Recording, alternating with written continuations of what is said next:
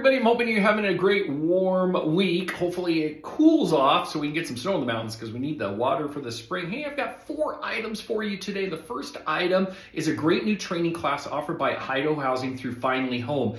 And it's a training class for would-be landlords. So it's a full training class on how to be a landlord. We are going to start seeing more and more lenders require this. We actually just had a lender that did require it. There are some training classes out there, but this one is done by Idaho Housing, who does the Finally Home First-Time Homebuyer Program, which is a great training program for first-time homebuyers, but they've expanded to landlords. So this is great. I'll put the link down below. I would highly recommend that if you have somebody that wants to turn a primary residence into a rental, that they take this class because there's definitely a lot of rules and regulations on being a landlord. Next, let's briefly talk about rates. The Federal Reserve cut a quarter point in November. They cut a quarter point last week, and guess what? Rates haven't changed. We're still in the mid-6s.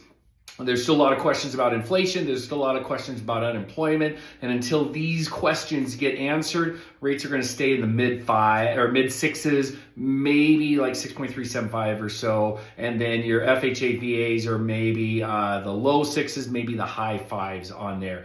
Next, did you know, and most of you may not have known, there are flood zones in the Boise Foothills. Yes, in the Boise Foothills, there are flood zones, mainly in the valleys and the draws. But those are going to be expanded because of the fires that have happened. So don't be surprised if all of a sudden you're selling a house in the Boise Foothills and it requires flood insurance. And last, let's talk about the mortgage market a little bit and what's happened with home limits. So FHA came out with home price limits. It actually didn't change. So the largest FHA loan you can do in pretty much Ada and Canyon County is $586,500. And for conventional financing, it's $832,750. Again, $832,750.